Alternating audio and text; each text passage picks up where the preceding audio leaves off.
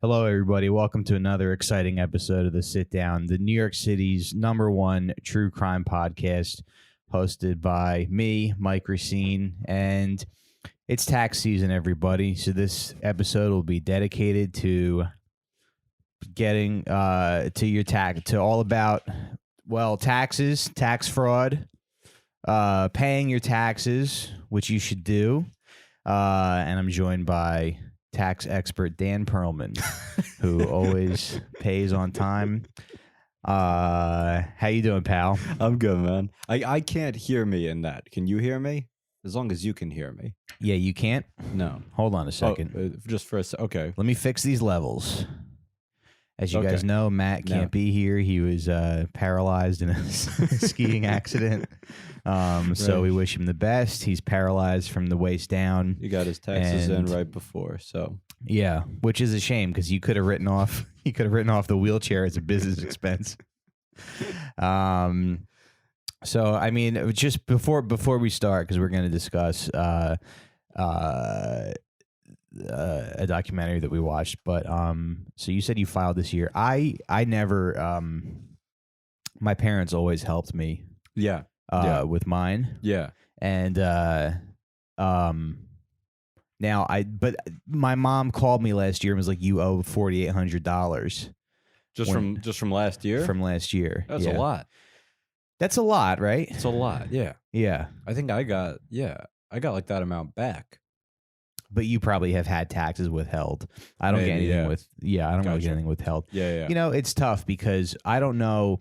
First of all, I never know like what to claim. Yeah. I don't think anybody. I think it's always kind of a guessing game. Yeah. You know, I mean, my parents helped me with mine, and then I started. I got TurboTax, which I recommend.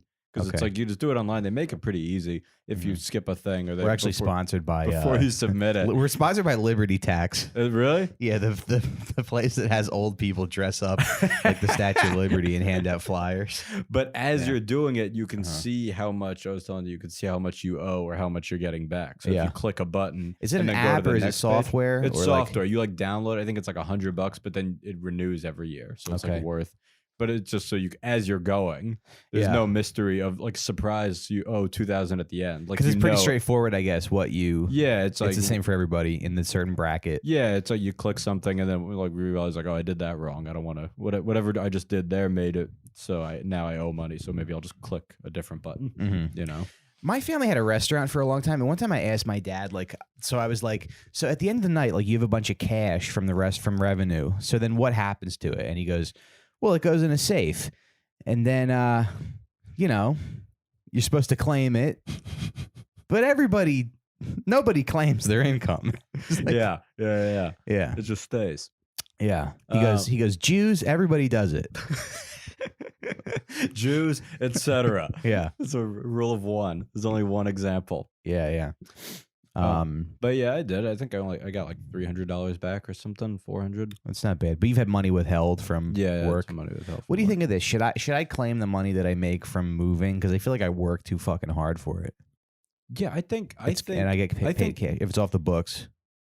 Oh, I don't know enough to. I think if that would make you get money back, then do that. I really think like they're not looking for people like you. Right. Do you know what I mean? Right. The IRS, they're gunning for like high income people that they want to fuck with. Right. Like we mentioned Avenatti. Like they're going for guys like that who've pissed off people. But then how come they're not going for people like Jeff Bezos or like, you know, because I guess with the new law, they don't have to pay taxes. I don't know. I mean, they probably are. I mean, I would assume they are. Yeah. And that's why someone like him probably has to have a team of people but I think that's going to protect him. But I think it's legal. I think there's like a ton of loopholes and stuff for a lot of corporations to. Yeah, none of them have to pay any income tax. Yeah. But I don't think they're not like looking at Mike Recine. Maybe that and be divorce, like, did that moving thing, that moving shop. Right. Yeah, they're like, boss, I got it. some guys are gonna get a promotion because I have. Yeah, it's like because I got paid off the books. No, it's more like Wesley Snipes. Like he can't avoid it, right? Because maybe Jeff Bezos like faked his divorce to avoid taxes. So you think they're still secretly married? It's they're still secretly married, but he's like, all right, but we got to be convincing. So why don't you get on Bumble, make a Bumble profile? That'd be wild. See Bezos' wife just messaging people. Yeah. How was your weekend? Just yeah, and she has to message first. She has to message first. Nobody Hi. can hit her. Yeah. What's up? Are you on Bumble? No, I've gotten on them a couple times, and then it maybe lasted a day on each one. Yeah. It's just everybody complains about it because they say women don't know how to. Oh, about Bumble specifically? You women don't know how to get a man. Yeah, that seems to be the complaint. I like the idea of that one more because otherwise it just feels like you're bothering people, and just if you're messaging first and just messaging into the ether, you know, it seems like. Tom McCaffrey had a funny joke about that the other night. He was like, "I feel like women don't like to make the first move. Like a lot of women are just like, I feel like if you really liked me, he'd hack into the app and." Funny guy, friend of the show. Friend of the show. But I heard also like the IRS has been sort of like gutted, so there's not even like auditors anymore. Look, here's the thing. I have anxiety. I might not even file this year. Maybe I won't file. I've done it a couple times. I might pull a Frank Terranova and change my name and not file taxes. I'm surprised like how many comics, I guess I shouldn't be surprised, but how many of like, I haven't filed in years. Years. Yeah. Like they're just skipping it. Yeah.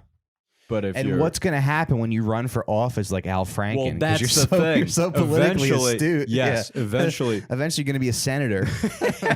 And they're going to check. For anyone who is doing that and then becomes successful, then they're going to have some lump sum just ready. You know, just really ready to go. Yeah. Like, because I think that's what happened with Wesley Snipes is he just did that over years. Okay. And so he owed X amount. And I think maybe it came at a time when he didn't have like Blade money anymore. Yeah. You know? And so they're like, hey, you owe all this money. Then he like couldn't pay it off anymore. They sent and he can't avoid it because they're just sitting watching Blade on TNT and they're like, have we gotten Wesley's? Right. Yeah, he's one of the people they're thinking of. Yeah, just like he's like on TV a lot, so you can't like be like in a movie that's on TV all at the time. IRS holiday party. They're just flipping through channels and Blade comes on. That's how they get people. You get the Snipes file this year. Like, I haven't gotten that in years. Either that or at the IRS office, they just have a list of black celebrities that they like. When it's slow, they just look into like just go full Michael Che's file or like just digging through anyone and they can go after. All right, Queen Latifah, it's your year. Got you now. Yeah, it's like black celebrities and like country stars. It seems like that's the only people who get audited. I mean, I'm probably, but it seems like it is famous people who get audited. It doesn't seem like any high profile people are going to get audited. Famous people with maybe not the. I mean, I think other people get audited, but those other people have like infrastructures and teams of people. Yeah. Like if Bezos, he probably gets audited all the time, but he probably has like a team of people that help bat it away immediately. You know. Yeah, and they're all temp workers. They're all Amazon temp workers. All just in a fucking moving truck. Have to like they're just like doing the paperwork with their chin under the pen under their chin and just signing all the carry a thing. Yeah. Whenever a warehouse worker comes after him, they just or I'm sorry, whenever like the IRS comes after him, the warehouse workers just lay down in front of his house. They just form a human circle around it. They're like, get out of here. He's like, thanks, everybody. Yeah, he got him out again. Man, I'm so tired of that guy. You're tired of him, right? Bezos? Yeah. I'm tired of all of him. Elon Musk. Just enough. Yeah. Enough. Yeah. It does seem like a few people get very lucky. Yes. And then they're sort of propped up as and these, get like, lauded heroes. as like wild geniuses. Yeah. And Musk will say this stuff. Yeah. That's just like. Because my grandmother likes Elon. She's a fan of Elon Musk. Every grandma likes Elon Musk. Right. Every grandma in the world loves Elon Musk. Yeah. Because he's just like, he's like good looking for a billionaire and attractive to old women. And it's kind of easy to put that together too, like Tesla, space, like. Well, he'll just say things. He'll be like, he's like a James Bond villain, I guess. Kinda. Yeah, it's like, how would you like to go to Neptune in 45 minutes? And everyone's like, sure. You know, it's like, what are you talking about? Yeah. How are you doing that? Yeah. You're just saying words. Yeah. There's a comic from Cincinnati named Rand Barnacle, friend of the show, but he was like talking about Elon Musk, and he's like, dude, there's going to be trains that take you from Toronto to San Francisco. It's like, and also I'm just like always really suspicious of like whenever people are like, oh, we should just put everything in the hands of this one genius. Do you know what I mean? Yeah, of course. It's like, oh, just get rid of libraries. So just have Bezos do it, or just it's like I don't fucking trust that. Right. It's like Gary V. It's like one wormy guy you want to put in charge of everything. Yeah, it's one guy who's like who's pretty good at grifting. Like, yeah, he's a salesman. Exactly. Mm-hmm. Yeah. He's just like a con artist. Yeah. There's I follow like those like success mindset Instagrams pretty, obsessively. Sure. And a lot of times they'll list people and they'll list like the obstacles they went through in life. So it'll be like, Steve Jobs, high school dropout, like bankrupt at 23, like lived in his, lived in his car. Yeah. So then like they had one for Oprah and it was like Oprah Winfrey, raised by a single mother, raped at 9 and 14. It's like, it's so funny you bring up someone's rape. Right after. But she's a fucking boss now. Right after talking about. She got held down in an alleyway. Steve Jobs. As if they're like similar triumphs. Yeah. Steve Jobs, he had to live in a basement for a while. Steve Jobs got diarrhea at age 19 one time. It was sick for a little while. Maya Angelou. Yeah. Mute for years. Yeah. Well, the thing we're talking about on today's episode is something that is probably not foreign to most of you guys. I'm sure you're familiar with it. We're talking about IRS tax scam fraud calls from the IRS, who's located in India, and they give you a call and they say, "Hello, this is Mike from IRS." For anyone wondering, that was Hank Azaria. You just got you just the Indian voice. Yeah, that wasn't you talking. Do you think it's funny when you call a call center, they're always named like Dave or Mike or? Yeah, they're given the fake fake names, which is kind of like disrespectful. No, they get to choose. Well, some of them, I think, in some, like I know in China, the teacher will choose the names for the kids in the class. Oh, they give the kid. They'll give American the kid an names? American name. I know because I went to. It's one of the few places I've been, but I went to China and I did one of those like teach English things. And these kids they had taken English during the school year, and it was the summer. And some of them had been given names. And these two kids that were in the same class, one was named Marty and the other was named Biff. So it was clearly from this teacher who'd like seen Back to the Future and was like, these are American names. Marty, Biff. And was just like having fun with it. Right. Marty, Biff, and Dr. I was waiting for a doc. Doc, yeah. I was waiting for a 1.21 gigawatts. Yeah. So a thing that these guys do is they call you up and they say, hey, they pose as auditors. They say, listen, you owe the IRS a bunch of money. And they're actually pretty good at like convincing. It's sort of like a slow burn with these. I don't know if you've listened to these calls, but they'll be like, okay, so listen, like I don't have authority to accept money, but like you do owe the IRS some money. You don't have to settle today, but and then like they'll sort of slip in like, oh, there's a warrant out for your arrest or something like that. Right. But it's not like, it's not hi, you owe us $3,000 right away. No, they get clever. I was telling you this happened. I mean, it wasn't tax related with my grandma, but they did sometimes they'll pose as other people. So this guy called my grandma and he said, I'm your grandson. Yeah.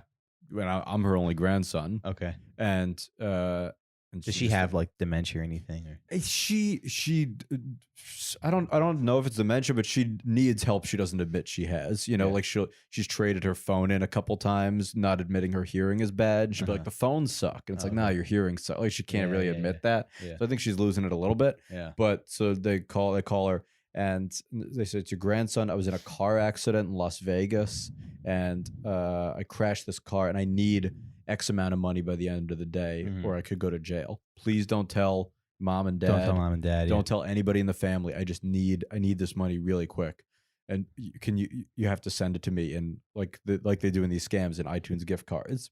So she went and bought at CVS or Best Buy or whatever, like these $50 worth of iTunes gift cards. She bought like 2 of them and they're like, can you get more? And then she went and bought 4 more and just kept, and they would read the serial numbers and then they would take that. And then I don't know how they'd exchange it for money. Yeah.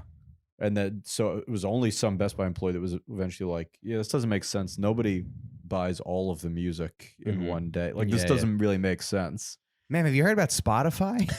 It's $10 a month. Like, why don't you just do that? Just Pandora, just you live with the ads. Yeah. But she, and then so she did it. It cost her, I mean, hundreds. She wasted hundreds of dollars on it. And then she called me. I don't know why she waited. And she finally called me and she asked if I was okay. And I was like, yeah, I was like at dinner. And she was like, you were in a car accident. I was like, no. She was like, in Las Vegas, you were in a. I was like, but my question is, how do people get the number? How do they just find the numbers of elderly people and say it's your grandson? I know because my other grandma, who's a little more savvy, she also got a similar call, and she just hung up on them because she doesn't like talking to anybody. Yeah, her rudeness. She actually thought it was you.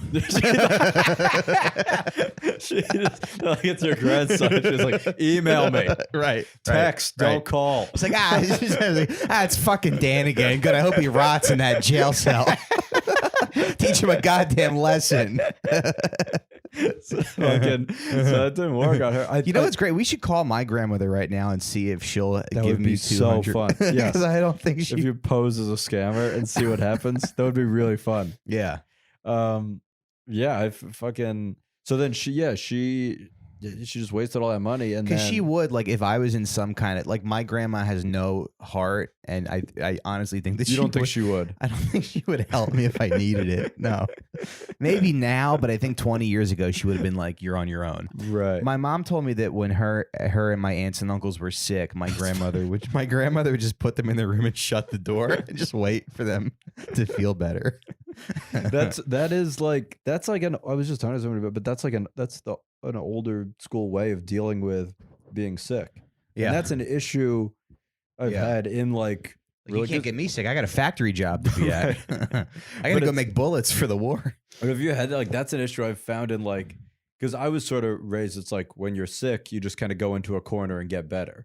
And some people, when they're sick, they expect to get like doted on, you know? And so I've been in like, you know, like the last relationship I was in, you know, she was more used to like, oh, when you're sick, you drop everything and take full care of the person. And I was just more like, and it was sort of like, well, what do you not care? And it's like, no, I don't know. I just figured you get better. Live your life. Yeah, you get better. And then when you're better, you let me know. Yeah. And I would expect the same from it. You know what I mean? Right. Yeah. Yeah, it's weird to like bring someone else into your pain, to your misfortune. Right, but I guess if you grew up that way and you grew up when, like, you say I'm sick and your parents like run to you and they're like, you know, will coddle you and make you feel better, then it's like you're just conditioned to want that. When I was sick, I like to eat Burger King chicken nuggets. There's something about it where it's like comforting. When healthy, that's a nice thing to eat. Yeah, thanks.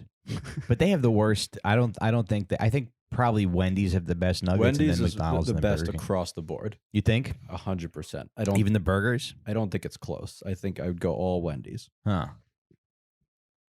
You think you think a Wendy's burger is better than a Big Mac? I haven't had meat in like 4 years, but that is my memory of it. Okay. I would take Wendy's. What about over McDonald's everything. fries? McDonald's fries are good. Yeah. McDonald's fries are really strong. Yeah.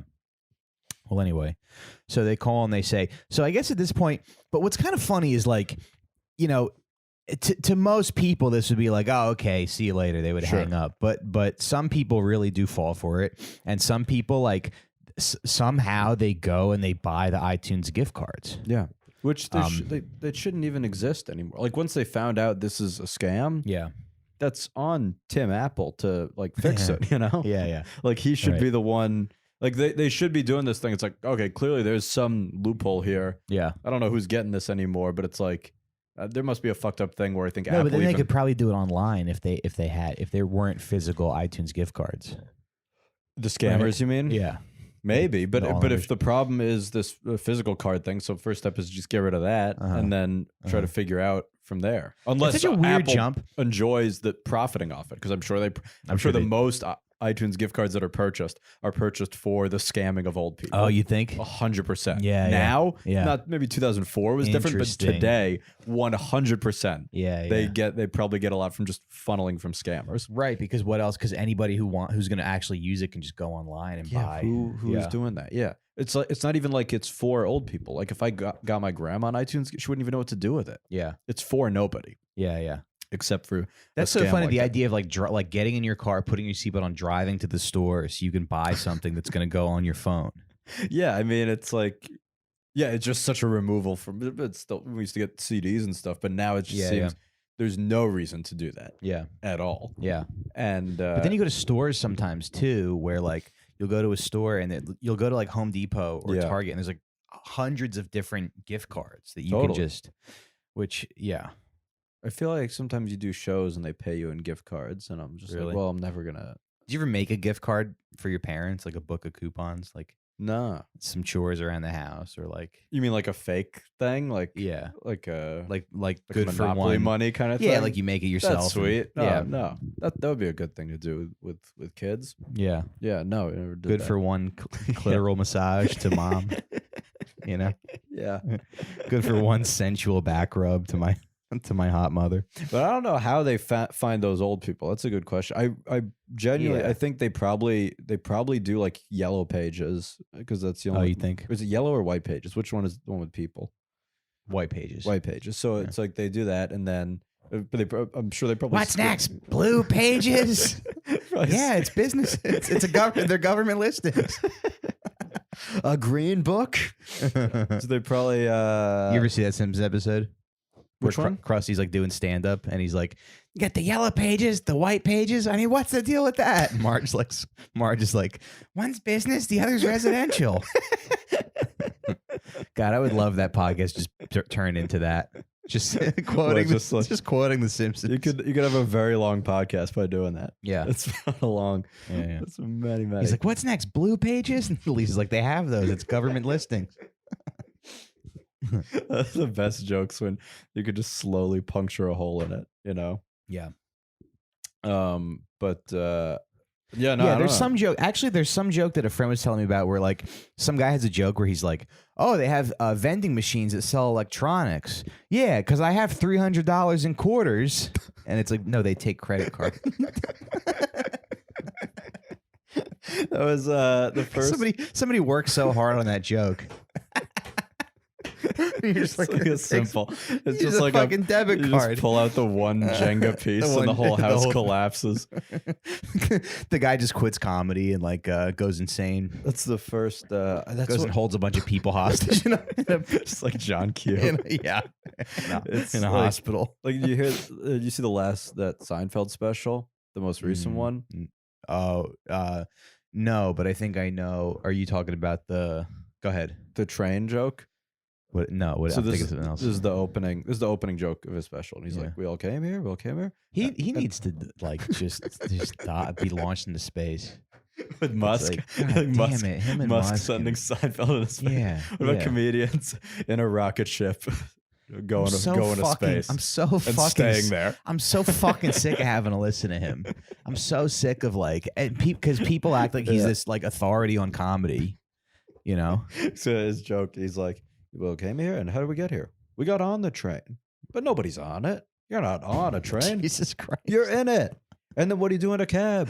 You get in the cab. Right. You get on the train. You get in the cab. And what do you do with an Uber? You take it. It's like, what the fuck are you talking about, to promote dude? The special. But it's like, what do you say? Yeah. You take a bus. You take a train. Right. You take a cab. You take all of these things. Yeah. You're just saying a different word. What are you talking about?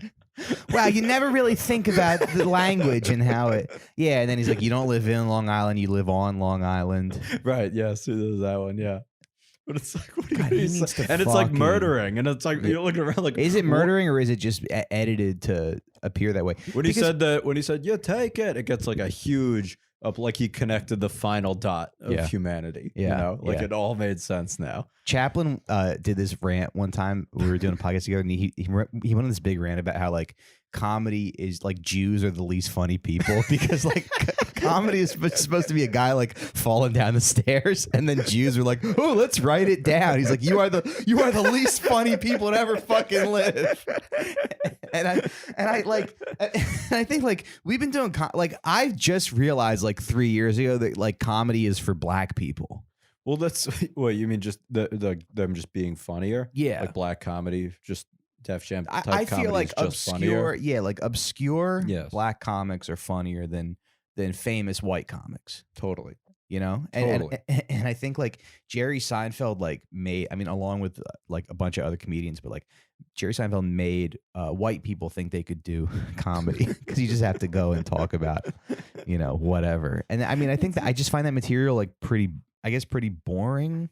It's just weird. He was like the first one that he gets credit for being the first like observational comic. Yeah. But he's the first one to have the idea of like, it's just funny the progression of comedy. It seemed like it was like falling down. It was all like physical stuff. It was just because there wasn't even sound. It was just like pratfalls, which is probably that at its best. Right. And then it was like characters, like weird, crazy characters. Yeah. And then you just like look and notice that milk expires.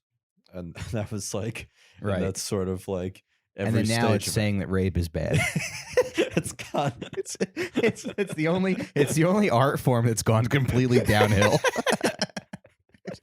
Because now people go, remember when comedy used to be funny? It was a guy talking about 2% milk, and now I'm being lectured by Seth Meyers.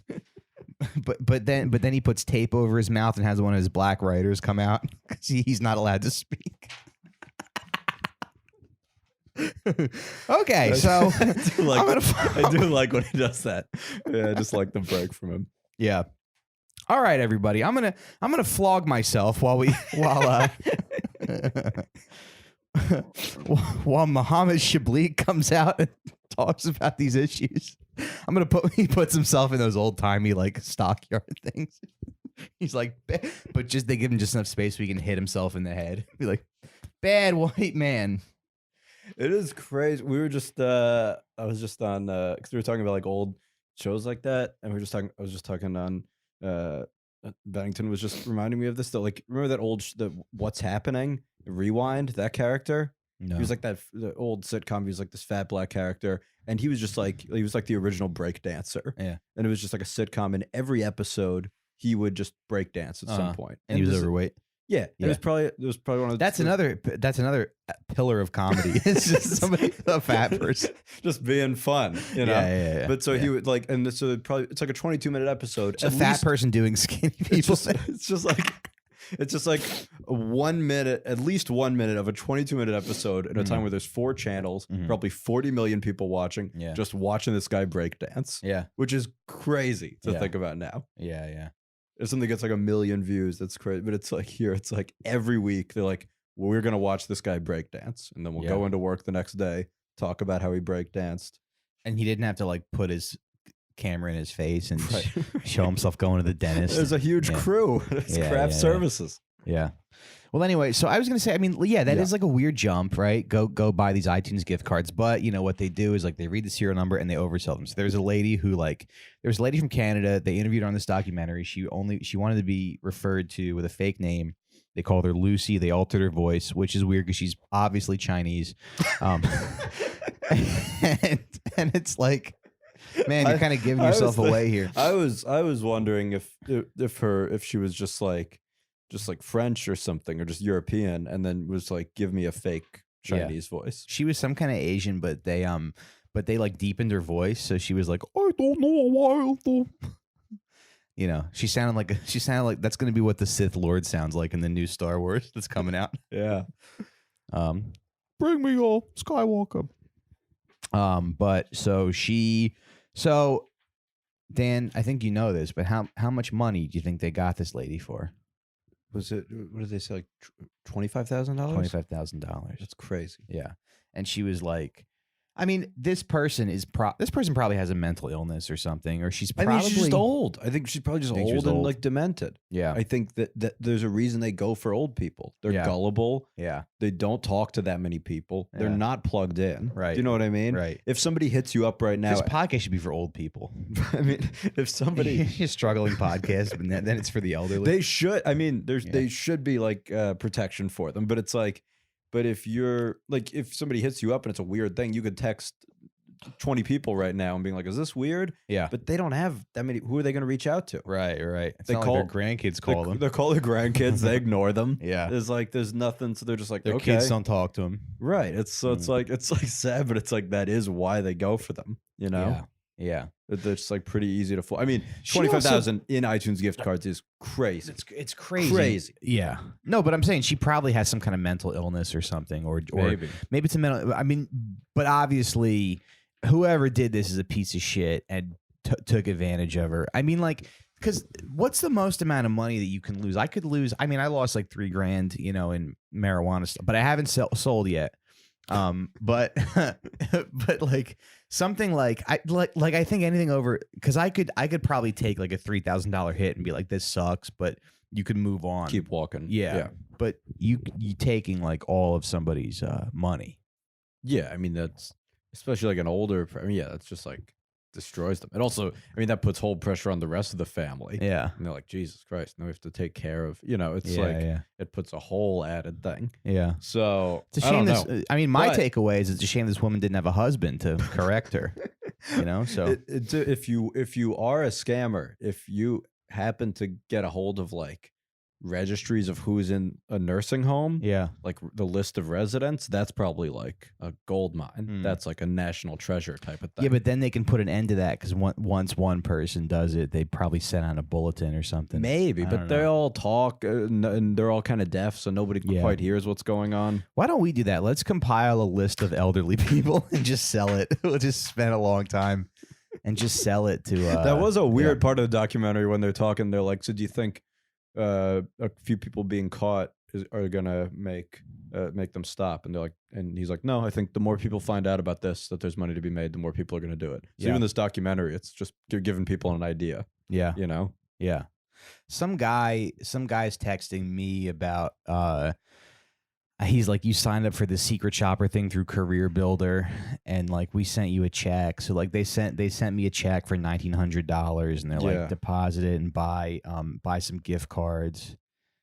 Because you talked to him on the phone through text. Yeah, okay. But so I know it's a scam, but I also feel like it's a little weird that they like have my name and address and phone number. I don't know where they got that from. That's a lot of. I mean, it's scary how much of our info is just like out there. But I get so many calls every day. Pretty much every day, I'll get calls from from like Lithuania or like. Do you get those? Yeah, like these 12 digits. So I don't know what it's like. Way more than usual. It's all from my personal area, my South Jersey area code. So it's like you can. Oh, okay. The ones you get, you get the ones that are similar to your phone number, and then but I'm starting getting more that are just like some crazy far out, like foreign thing. And it's like, I don't know any foreign things like that. Are you like, let's see where this goes? No, I'm like afraid to answer it, but I probably should. I probably should answer one. Yeah. So this poor lady, $25,000. So then so they were talking about these call centers, and I guess like that's kind of helped the economy of India. People have been working in call centers, and it's sort of like a way to like get into the middle class over there. Do you think that's true? Like, do you think it's genuinely helping them, or do you think it's like they're just so poor, they're all just so trying to slumdog millionaire it that it's probably like a decent job. I hate that movie, by the way. I didn't love it. Yeah.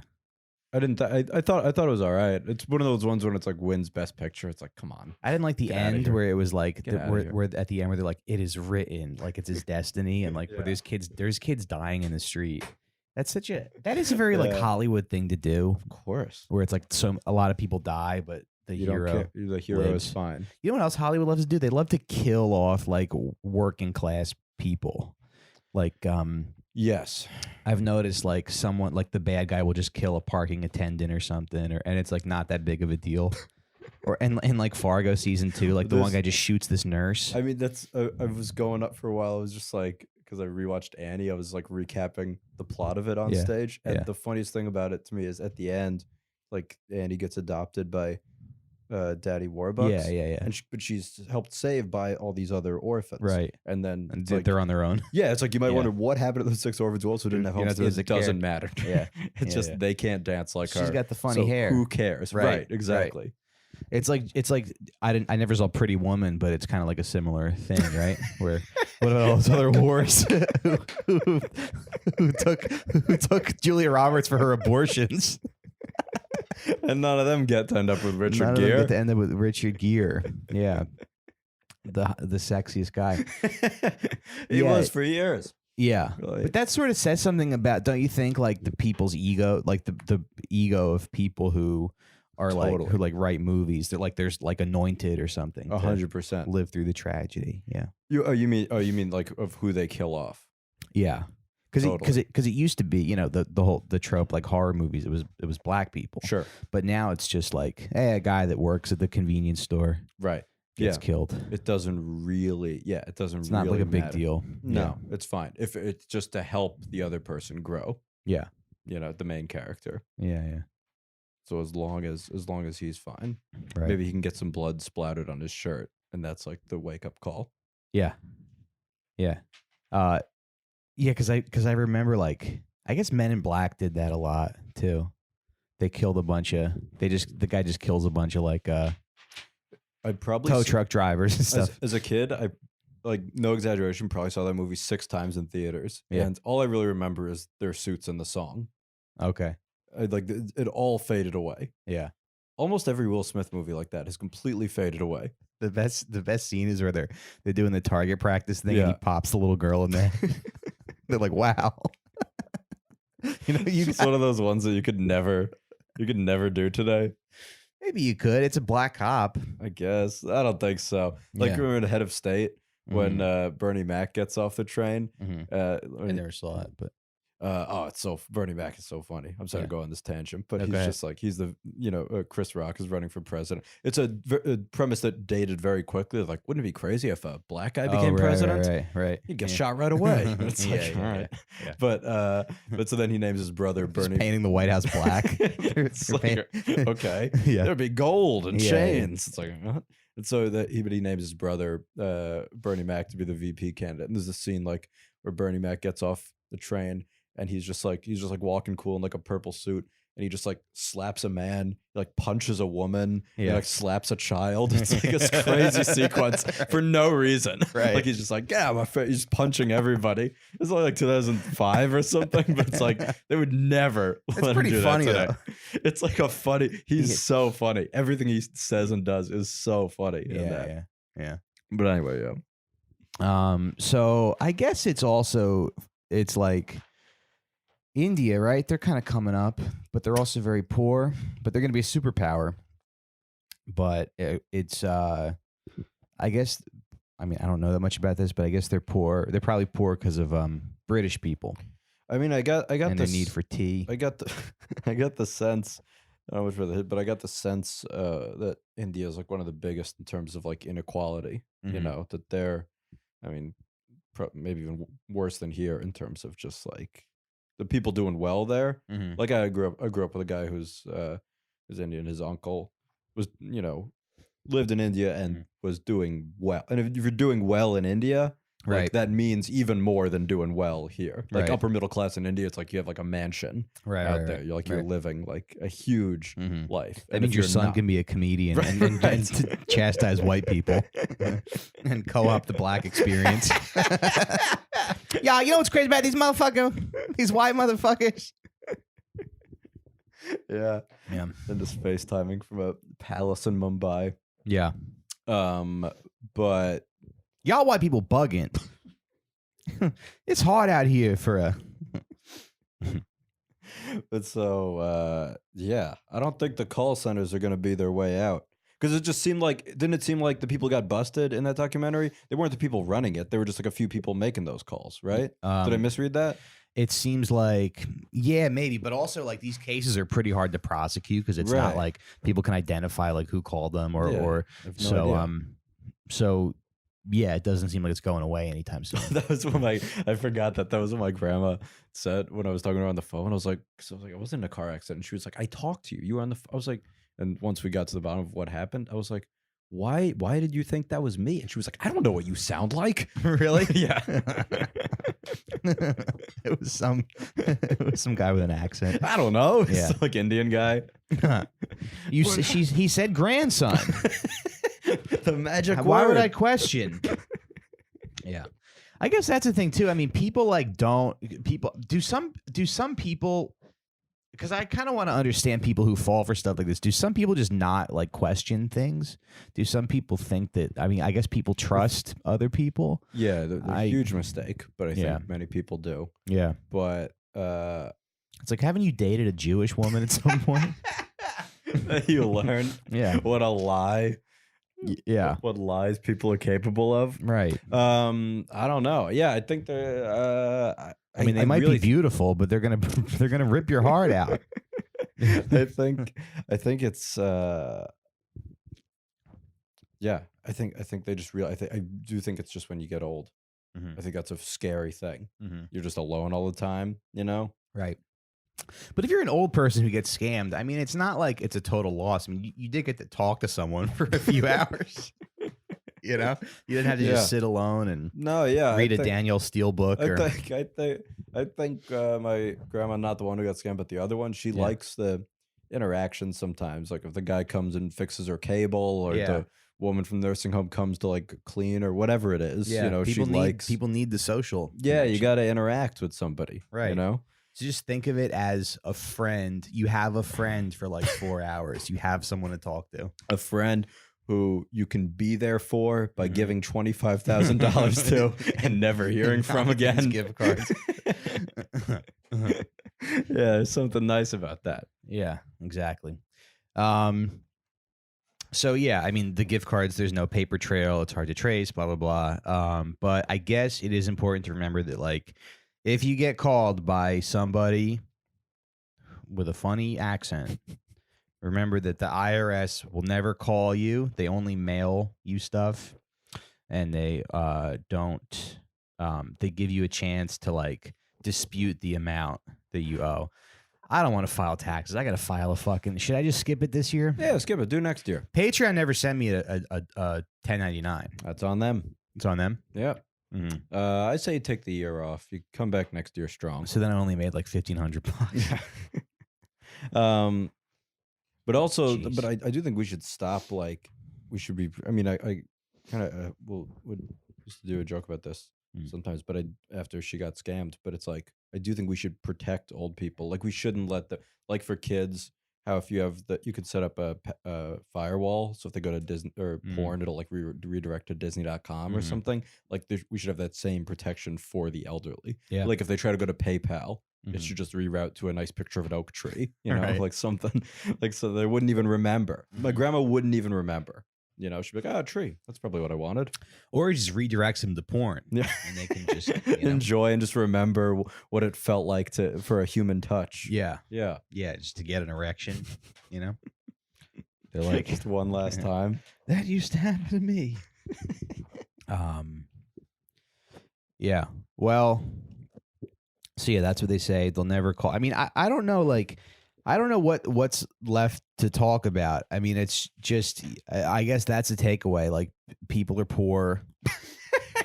India's a mess. But yeah, India's a mess. Yeah, that's the title of the episode. India's a fucking mess. Yeah. But there also is something to be said about sort of the tactic of like trying to instill fear in people, because I feel like I can like recognize that. I feel like when someone's trying to make you afraid, sometimes I'll do this with my dog. Yeah. Earlier today, before you got here, I threw a piece of Tupperware into the wall because I was frustrated, and then it scared him. And then he came up to me and he was like licking my face, and I was like, "It's okay, it's okay." And I kind of liked that. Yes, I like having that I like creating chaos and then being the antidote to it. I think for why people believe it, I think people like to be fooled. You know, they like if somebody's talking to you and they're like, "I need you to do this and that." Right. People want to be led. It's like having a dominatrix in a way. Yeah, they want a dominatrix or a pastor or a psychic. Like it's all the same. It's like somebody telling you so. It's like you know deep down you don't have the answers, and this person is telling you you don't have to worry about all that uncertainty. Yeah. Here's what you got to do: run to the store, buy a thing, right, and then you're done. Because you're know, like, wow, and that fills the void because you're going and doing a thing. Because we know deep down that nobody has the answers, and we can't listen to anybody. But when someone comes and says, "No, I do have the answers," you want to believe it. You want to believe it. Yeah, and that's why we fall for all these guys. Interesting. That's why we fell for. If you want to get to Avenatti, that's why people fell for him for a minute. Okay, because he was a guy who was super arrogant and came in. He was just some fucking lawyer who was representing a porn star. Yeah, in a case that he was so loud about it, you were convinced. He was trying to convince us that was going to be what undid Trump. Yeah, after all the other stuff, that it was going to be that he had unprotected sex with a porn star 20 years ago. Yeah, that was going to be the thing. Yeah, but he was so arrogant. He's like, this is what America needs. This right, America needs, and I'm going to dominate it. I'm going to get the answers. I'm going to get him into the ring, in the courtroom, and then he's going to be locked up. 2020, he'll be in prison by 2020. Everyone's like going crazy, and then it's like, oh yeah, of course you're insane. Were people going crazy, or did most people kind of sense that he was like full of shit? Because I think it was a split, but I do think he had like a moment because he was going on every show, and cameras loving him. Yeah. But he's got great skin. I hope I look like him when I'm 65 years old. I hope my skin is he 60? No, he's probably like 50. He's got to be. I think he's like early 50s. But that's a guy who like moisturizes. He also apparently he said he drinks like 19, 20 espressos a day. Oh, that makes sense. Which it's like you hear that and you're like, oh, right, that's why. There's something off here. Yeah, yeah. But so, because I read something about him, he hasn't filed taxes in like 10 years or so. I think he hasn't filed since 2008, and he hasn't paid since like 2010 or something like that. Yeah, but I think of course. Yeah. And so that's where it backfires, because he thought he was just gonna be hanging low under the radar. Yeah. And he saw an opportunity. He's like, boom, and now he's talking all the time. But I think people get really into that, and it doesn't matter what the scam artists, whatever it is. Yeah, like, they're all different versions of scam artists. Yeah, and so it's just like, right, here are the answers. You want to have that hope for a second. Right. And then sometimes you need to lose a few $1,000s to be reminded, oh yeah, no one has the answers. I mean, maybe I have too much faith in people, but I feel like most people like knew that he was full of shit. And Avenatti? Like, yeah.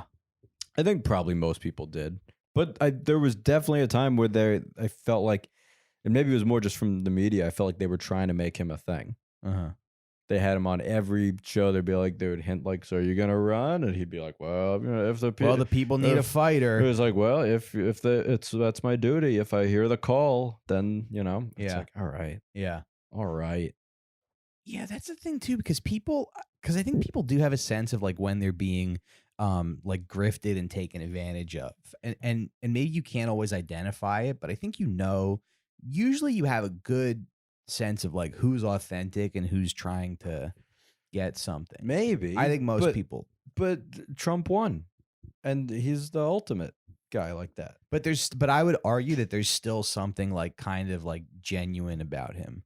I think he still reaches people on a level where they're like, I think he still like connects with people. I think he connects with people. No, I think he's the whereas I would say Michael Avenatti doesn't connect with people. Oh, right. No, he's and Hillary psychotic. Clinton doesn't connect with people. I agree with that. Maybe somebody like Joe Biden too, like or like whoever, like maybe like Amy Klobuchar or like whoever else. I really heard her talk enough. I heard she's real mean to her staff, so I think that's binders fun. At people. I think that's pretty fun. Yeah. Wait, I was talking to Gail Bennington about that, and she was like, "Yeah, but people are so hard on women." Yeah, I'm like, but you think if there was a guy who was throwing binders at his staff, people would be like, "He's so tough." I don't know.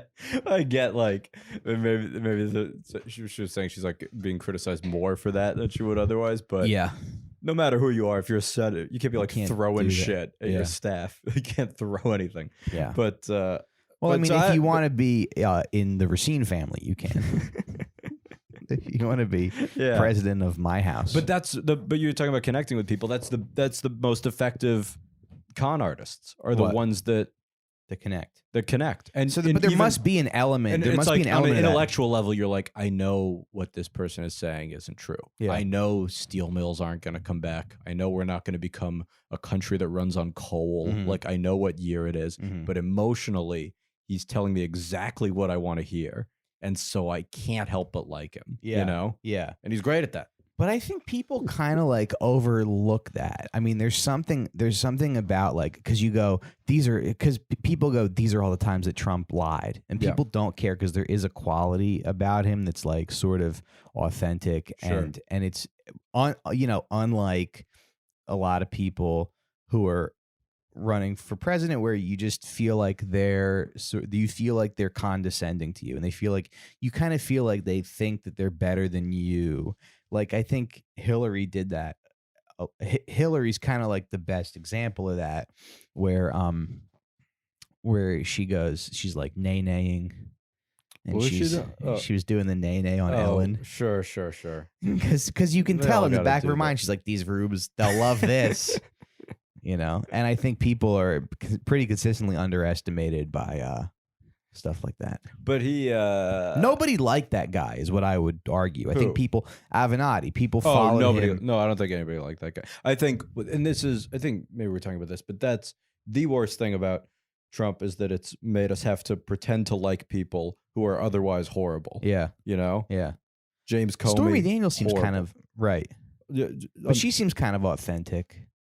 Maybe. I haven't really heard her talk enough to even really know. But or like the Morning Joe, those guys. People are like, wow, he's not a Republican anymore. Like, this guy sucks. I hate both of them. Yeah. They suck. Yeah, they suck. And that they get to be like the face of the resistance just because like Trump doesn't want to play golf with them anymore. Yeah. And now they're acting like they're these like principled Americans. Yeah. Anybody who's like, I'm just doing this for the dignity of the country. Yeah, like, shut the fuck up. You're scum. Like Mitt Romney is just like, I just want the dignity of America. It's like, what are you talking about? Yeah. You're a fucking loser billionaire who doesn't know he can't iron his jacket with it on. Did you see him do that? Was it recent? Yeah. It's an amazing clip. He's like ironing the jacket on while it's on him. And they're like, are you really ironing it that way? And he's like, yeah, a little hot. It's like doing a documentary about it, and he like doesn't know. Yeah, he's just never ironed it. I saw the Twinkie thing. That was fun. What was the Twinkie one? They like made him a cake. I saw that one. Yeah, he like took the candles out and like blew them one at a time. And then he had an excuse for that because everyone called him on. He's like, I did it because I'm sick, so I didn't want to infect the whole cake. Which is just like, I don't know. That's nice, I guess, but it's like, I'll just infect one at a time. Yeah, I'll just let out 1,000 blows. Well, you watch that and you're like, there's got to be lizards then. 100%. Yeah. He's the biggest argument for lizard people. Yeah. That guy is so programmed. Mm-hmm. That's what I like, because it's like there's so many people out there who like we're supposed to not like them, but they do. I mean, everybody tells the truth. Like a broken clock is right. Sure. A couple times a day. Sure. And there's the guy Stefan Molyneux. No.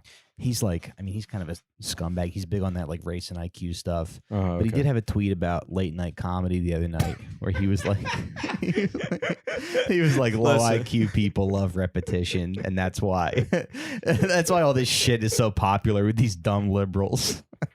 He's a racist, sexist, misogynist, bigot, but he is right that late night is boring. Late night sucks. Yeah.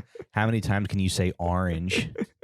People just turn on the TV, and every time Stephen Colbert says orange, they go, Bill Maher will keep doing it. Or every time they say, I bet Trump wants to go suck Putin's cock like a homosexual. That's probably what you want to do, Donald Trump, because you're a queer. Why don't you go be gay with Putin? You animal. They're painting big murals of like Trump blowing Putin. It's so tasteless. God. Man, I hope that stops. Anyway. It's just enough. Well, you were talking about, because I don't know. Okay, so I know almost nothing about this guy. I watched a clip of him the other day. You were talking about Buttigieg last night. Hate that guy. And how you don't like him. Don't like him. And so I was like, Dan's come over today. Let me just watch a little bit. The only thing that I had time to watch was a clip of it. They go look at Pete and all the languages he speaks, and they showed a montage of him speaking Dari and French and Italian, and it's Shut up. He reminds me of like the guy, like I guess he reminds me of like he's like Olga Pataki from Hey Arnold. Yeah, he is. He really is. Yeah, but he's the fucking. So it's like Mayor Pete Buttigieg, who I think has a really good shot of getting nominated. I think I genuinely think so. I think the media will not let this guy go away. I think they love him. I think, and they'll love the same reason they loved Beto for a while, unless some stuff comes out or whatever that makes it not attractive anymore. But like, I'm just very suspicious of these guys that are like real young and hyped up, and like Harvard Rhodes Scholar, like they're on all these lists. They're the next big thing. Yeah. And they haven't really done anything to justify they that. haven't really done anything. They haven't done anything. It's There's not no like substance really. Right. It's not like, wow, he like created this foundation or changed this thing in this part of the world or whatever, you know? Like I went to college when woman who did stuff like that. Like she like has worked with like some human rights thing. Like she's done human trafficking. Just some woman I knew in college. Who I took some classes with. She's done all this amazing stuff that's like specific concrete stuff. And I've seen her on some of that stuff, and that's like, oh, that's deserved. Yeah. But when it's these guys where it's like, well, he went to Harvard and he was a road. It's like none of that really means anything. You know what I mean? It's like it just kind of what we were talking about before, being a bullshitter. Right. And so, and also it's like, that's you can speak a anybody can spend like a month on Duolingo and learn conversational languages. That's the thing. They're like, wow, did you know he wanted to learn a book in Portuguese? Yeah. Or he wanted to read a book in Portuguese? You know how many languages Bernie Sanders speaks? One. And it's American, barely. Baby. Yeah. And he only talks when he's out of soup. But that's what I want. And so that's why I think what I was saying a little bit last night, but I think like the media loves these guys that have these like boyish looks. That's a big advantage, you know? Yeah. And it's always been. It's, Buttigieg, Beto, Obama sort of had that, Clinton, Kennedy's before him. And it's because we love that because it's like there's something that makes us feel like pure about it. Yeah. So for Americans, especially like white Americans. Or we want to believe that like these people are better or something. Or like white Americans and like white liberal Americans, like we look at them and like they look innocent, so we feel innocent. Right. Like we've done nothing wrong because they don't have these like battle scars of like all the shit we've done. I think really Bernie is like one of us. Like he looks like shit. That's his what hair's you want. Not combed. Yes, that's what I want. A guy. And Warren too. Like I think I like Warren's like lack of charisma and just an inability to be compelling. I love both of them. I love both of them. Yeah. I love when Warren talks and nobody seems interested. I love Bernie hitting his head in the shower and walking out with a giant bandage. Like that's who we need. We need people with real scars. I don't care their age, but they need to be like wounded in some way. Right. And not just like fucking corporate, worked at McKinsey. Yeah. Was like a high up in the army. Like I don't trust any of that stuff. I also trust. That's not a battle that I think is like anything. You know what I mean? There's also no attempt from him to like show his life, like show you that he's a person. Like Gillibrand tweeted a video of like her playing table tennis the other day, and she's like, playing my favorite game for my anniversary. Like you'll never see Bernie be like, just enjoying a bowl of soup, my favorite food. Yeah, I mean that's great. I don't want that at all. Yeah. Someone, oh God, who was it? Someone had a funny joke about Bernie, like last time he ran, that he's like not cool, but he's like that boss that will like get drunk and start like breakdancing at the holiday party. And everyone will be like, "Whoa, go Bernie, go Bernie!" Like does have that vibe. Mike Lawrence said he looks like the professor who's trying to teach at the college he just got fired from. Like he's on the lawn being like, listen to me.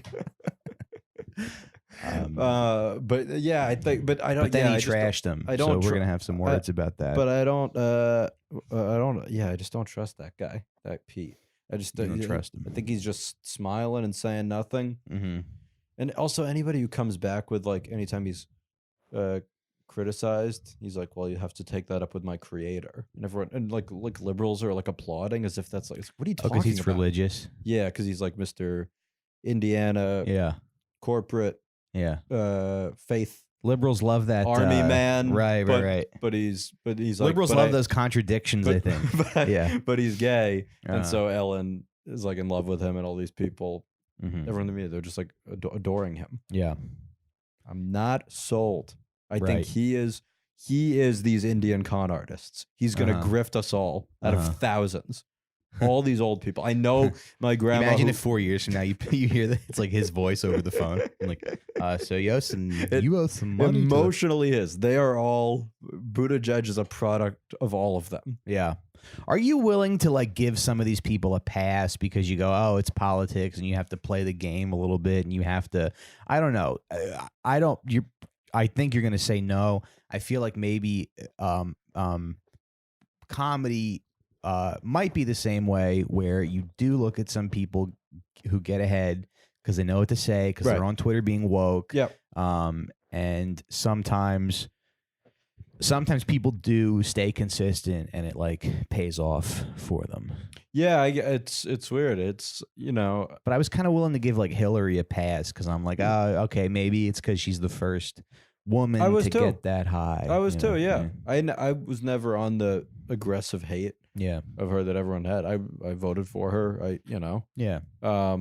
But yeah, I mean, you give some of them a pass, but then there's some where it's just, I guess maybe the strong reaction comes from like, I feel like I've seen what he's doing before. Yeah. And it's annoying that I feel like that I almost fell for it. Right. And then I had to like, I was like, what's going on with that? And I like read a bunch of shit about him, and I'm like, okay, that's what it was. Yeah. And then I feel like everyone will fall for it or is falling for it. Yeah. And that's just like annoying. Right. Because I don't think he's said, and I think especially when he's taking attention away from people who are like, it's like, yeah, people are talking about like, you know, issues that could like actually help us. Doesn't he just remind you of like that kid you went to high school with who's like the valedictorian? I think that's one reason I'm having that emotional reaction to it. Is he does sort of remind me of those guys. Yeah. This like fucking the clean cut. They've had everything go for them across the board. Yeah. Just from academics. And you go, that guy sucks. And you go, what's your problem? Exactly. Why are you so negative? Yes, You're so negative. I'm the crazy person. Yeah. I had one guy like that. Really? He was that guy. Everyone loved him. Yeah. He said rude shit to me multiple times. Yes. Yeah. Yeah, people always kind of hide behind that and stuff. I voted against him to be class speaker. Nice. It was between him and another guy who was fine. I had no problem with him. So I was like, I voted for him. And I would have stuffed the ballot box if I could. Mm-hmm. Yeah. Yeah. There was a girl, Megan Walliver, that I went to high school with, and she's actually married to Tracy Morgan now. But wild. Yeah. And she was in a Lil Wayne video. Yeah. And she was class president every year, but she was like, people like genuinely liked her, and I think that like, I don't know, she was just well liked and she was cool, but there was a kid that I remember from like growing up. He was a friend, he was like my aunt's best friend's son. Yeah. And he did well in school, and he like played the violin. Sure. And I remember my grandmother like fawning over him, like he was this like prodigy. Yes. And I just remember and I remember like there was just something I didn't like about this kid. Yes. And you know it, like you know it. You like what you were talking about when you can tell someone's conning you, like you know when someone's cool and sincere. And sometimes we have an emotional reaction if like maybe in comedy, like someone's doing real well and they seem nice, your initial is like fuck them, but then you talk to them like, oh, they are cool, like there's sincerity there. Like he played his little times you can tell, right? He played his little violin at the Democratic like National Convention. We all like watched him on TV like playing Amazing Grace on his violin. Little violin. Like my mom, my aunt, my grandmother. I'm like, fuck you, fuck you, stop! Like this is enough. And yeah, it was just, it was very like inauthentic. And I remember when I met him when I was like 7 or 8 years old. We went to his house in the Berkshires. Yeah. And he had Ninja Turtle stuffed animals. Right. He had all 4 Ninja Turtles, and I only had one. I only had Leonardo for some reason. Was that the one you wanted? Was that your favorite one? No, that had to be by default. Michelangelo was everybody's favorite. Is the favorite, yeah. But I probably asked for it, or it was the only one. But he had all 4. He had all 4, and they were different colors. Yeah. Like their skin were different colors, and I was like, oh, these are cool. And skin was moisturized. Yeah. I go, oh, these are cool, and I picked one up, and he like wouldn't let me play with his Ninja Turtles. I had a kid do that with me with the Pikachu card. Yeah, or one of the Pokemon. I don't remember who it was. Yeah. It was like that has to go down. Yeah. Yeah. And then years later, we were at my aunt's house in Boston for Easter, Yeah. And his family like showed up. Yeah. And I was like, yeah, okay, I guess like through my childhood I didn't like this kid, but I kind of like let it go. Sure. And then he's playing Connect Four with my sister's 6 years younger than me, so she's probably like 9 or 10, and he's like beating her at Connect Four and like gloating, and I'm like, I hope this kid just goes to hell. Isn't it the best feeling when your instincts are right? Yeah, it is. When you're fully right. Yeah. When you like have a gut hunch with no real instinct, or no real evidence, and then it's just like, oh. No, I was 100% correct. Yeah, I'm trying to think. I can't believe I thought I was wrong for a second. Right. No, I feel like that's happened so many times. And I'm trying to think can you think of a specific example where that's happened? Or a time where I was validated, I thought somebody sucked who ended up sucking. I'll tell you what, there's a few comedians. Go ahead, write them down. Well, I mean, like everybody knows that Kilstein had some problems with that stuff. Oh, sure. But I feel like it's always, I mean, you really have to keep your eye on anybody who's like woke and stuff. But I feel like there's rumors about this guy. Yes. And you can probably guess pretty easily. Yeah, there might be a problem with him. You guys can Instagram message me. This is how we build a fan base. You just get people to DM you, but be like, who's the rapist, and then you go, hey, have you signed up for Patreon, by the way? And then sometimes you think somebody's a dick, and you talk to them, and you're like, oh, and you realize you're just projecting whatever your own shit. I don't think that's ever happened. I think that only happens in movies. No, I feel like that's happened. Yeah, that's never happened. When does it happen? It might have. I feel like it's happened in conversation, like with friends, and then also with more successful people that I've seen their stuff and be like, fuck them, and then I hear them talk, and I'm like, oh, okay, you're a person. No, I'm sure that's happened to me where like I don't like somebody. Like I remember thinking that with Dimitri Martin. I thought like fuck him when I was younger. I was like fuck this guy, and then I heard him talk.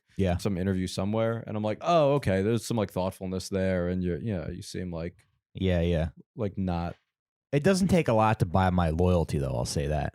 To buy your loyalty. Yeah. Yeah. If somebody, but yeah, I feel like that has. But then happened, I'm fine. I'm fine if someone does wrong. I'm fine adding them to the list. Yeah, it's hard to get off that list. It really is. But can you think of a time where somebody that you didn't like became, like they were outed or something? The Glazer is the famous example. You didn't like him? No, not particularly. He never did anything wrong to me, but I didn't particularly like him. Yeah. The thing is, everybody respects me so much as a comic that they're all nice to me. Everyone thinks I'm great. But I've heard, isn't that good? Yeah. Is that what you want? Yeah, but I heard about him being shitty to people. I never even heard about anything weird with him and women, but I heard about him being very rude to people, like in regards to his show, like getting into fights with people, like booking and stuff. Yeah, that's all I heard. But I never had an interaction with him. But when you hear enough stuff from other people, you're like wary of them. Yeah, and you're like, all right. Yeah. And I feel like sometimes I remember more if somebody tells me something about somebody else being shitty, and like that's my friend. Like if you tell me that this is like that person fucked you over, then I'm not going to be able to have that out of my head. Right. Really. Right. Especially if I don't know anything else about them. I'm like, okay, that's my association with them, is they did that thing. Who would you rather vote for, Pete Buttigieg or Dinesh from the call center? If you had to pick between two of them.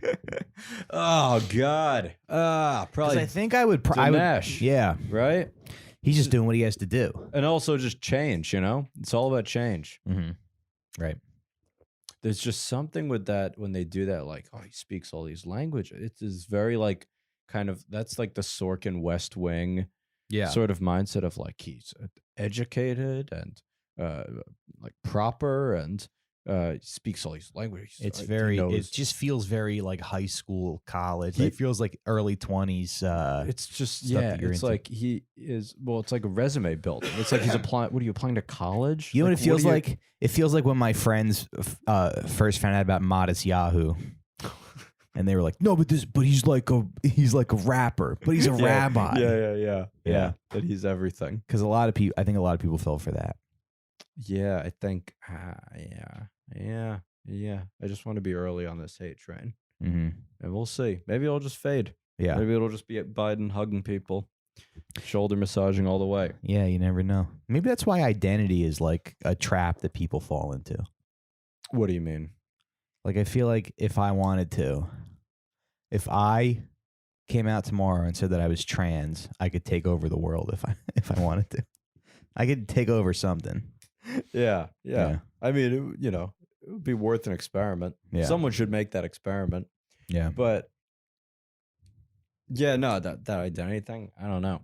I mean, they should just embrace whatever their other thing But is. I'm saying, like, when you're too focused on identity, yes, then that opens the door for the grift.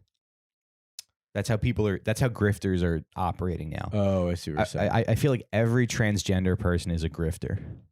Well, you got to explain that sense. Yeah. You gotta. No, but I think. But I feel like anybody. I'm skeptical of anybody who leads with identity. Oh, sure. Yeah. I think Warren should. I think she'd get more people listening. Yeah.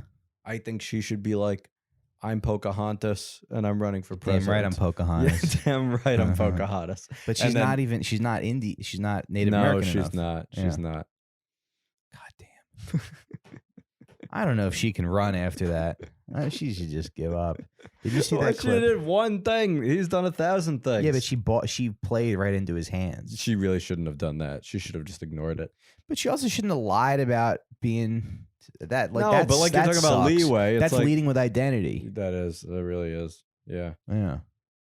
Because she was probably just talking about the banks, and they were like, "All right." Yeah. And then she's like, and obviously, as a Native American, I think the banks are bad. And they're like, right. We agree with you now. We just keep all our money in flowers. We should just trade flower necklaces. Controversial cover letter she wrote. Just making up rituals. But then like he said, well, did you see that he was like honoring like Native American war veterans, World War II veterans? It was so funny. And he's like, they call it Pocahontas. So funny. And the one guy was like, yeah, all about it. It was so funny. It's just like, it's crazy. Yeah. It's just like, it's crazy how little can be held accountable with it. Yeah. That's truly the equivalent of like, if he has like black World War II soldiers there. Yeah. And then he's like referencing, John Lewis or something. And he's just like, some could call him. He just says the N-word. Yeah. And they just have to like keep standing there for like No, see, I don't think he would say. I mean, he wouldn't, but I'm saying he doesn't realize. But there are reports that like he said the N-word, but like I don't think the N-word is like in his heart. I think it's most of his heart. But I don't think so. I think it's an overwhelming amount of his heart. Yeah. Yeah. But then some other people would be like, if this was 200 years ago, like imagine Joe Biden from like 200 years ago trying to get votes in the South. He probably would say the N-word to like win over the Southern voters. Totally. 100%. He's that. Yeah. They said he'd opposed desegregation way back whenever, 70s. Yeah. But that's the thing. That's what. Once you hit a certain age, you just got to stop whatever you're doing and go do a different thing. Well, people share pictures of him as a young man. They go, look how much of a snack he is. And you're like, stop thinking with your pussy. This is the fate of America. Stop being horny, okay? It's easy to go have sex and come back after you've come. Get a fucking toy. Diddle yourself, take a breath, and then get back in the conversation. Then we'll go in the voting booth. God damn it. You're speaking about one person in particular. You're just not saying who. I know. That is so clearly I'm addressing one person. But also,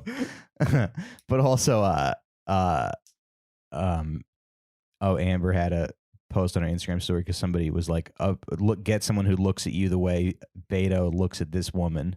Or I wish my wife would look at me the way this woman looks at Beto. And like, by the way, that's my wife. And she was like, is this just about these horny women and their repulsive cuck husbands? Folks, maybe we'll leave it at that with a quote from another person, huh? Wait, guys, one more thing. Yeah, please. If you had to scam someone, what would you say to them? Interesting. I worked at a call center like briefly when I was when I first got to New York, and it was kind of the same thing. It was like, New York, I'm desperate, I need a job. Yeah. And it was straight commission, and it was like people would go and fill out like a sweepstakes at a booth at like an expo center, win a trip to whatever, and we would call and go, hey, you won. So let me get your information. You won, because it was like win a free vacation. Yeah. The only stipulation was you would have to listen. You had to one day you'd have to go and listen to like and you have to pay for your airfare too. But I'm like, hey, can I sign you up? Can I sign you up? You get $100 every time you sign somebody up. You get $100 if there's two people, you get $100. If it's just them, you get $50. Right. So anytime you confirm the appointment, hey, it's $50. But I remember it just being like, oh, everybody in this office is like a bad person.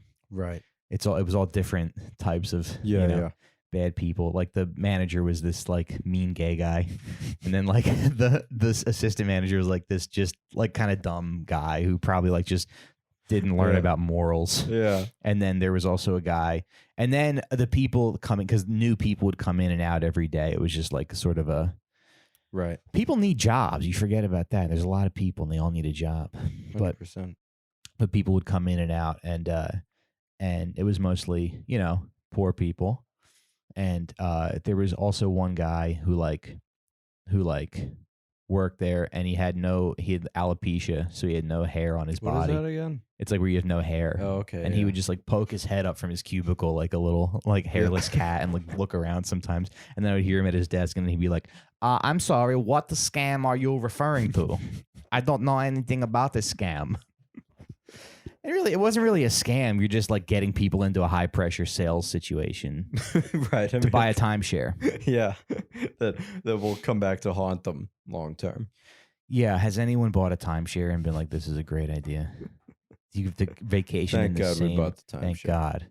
You have to vacation in the same spot every year. It's just, Daytona, Tampa for the rest of my life. Brutal.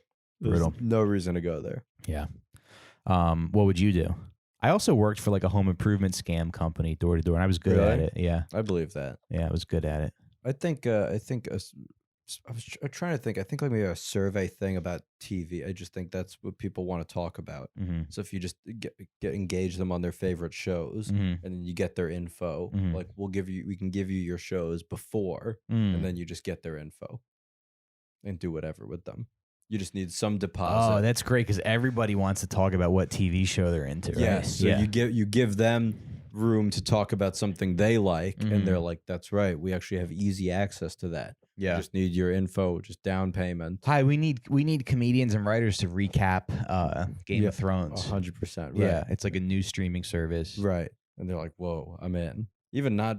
That's for a great comics, idea. just for random people. I think they still want to talk about Everybody wants whatever. to like give their opinion. Their opinion on whatever show. Everyone's got a show. Yeah. There's one for everybody. You know what I would do? I would also probably start like a feminist website and You be would like, not start a feminist website. Oh, I'd get somebody in on it. Yeah. I would get like I don't know who in on it, but I would get somebody and then be like, people have already done this, but I'd be like, write about your rape and we'll give you $50, and then just never send the $50, and then I have stories to jack off to. I'm just kidding.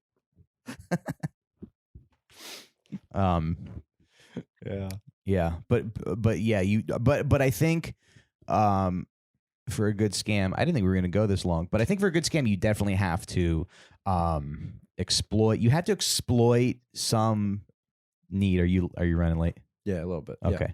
You have to exploit somebody's need for something. Totally. You got to figure out, what do people want? What are people missing? Exactly. And a lot of times, it is like it's career stuff. It's creative fulfillment. It's social whatever. Yeah. So, I think it's you just tap and hey, we'll direct deposit. You tap just into recap Game of Thrones. Give me your social security send it number. right over. Yeah. You just tap right into the insecurity. Or you just get their address and rob their house. It's old school. Yeah. All right, Dan, where can people find you? It's Dan J. Perlman, Perlman on Twitter, Instagram, and visiting Flatbush Misdemeanors online. Oh, yeah, check that out. Yeah. All right, everybody. Sitdownpod@gmail.com. Shoot us an email. Instagram, sitdownpod. Sit Down Pod on Twitter. And you know what? If you like the show, kick us a couple bucks on Patreon, will you? Huh? It costs you almost nothing. For the price of 1 cup of coffee a day, $5, you can support the show. And you can cancel anytime you want. People cancel all the time, and we don't hold it against you. We're not compiling you on a list of our enemies who've betrayed us because you stopped your subscription. We totally get it. Thanks for listening. We'll see you next time. Bye-bye.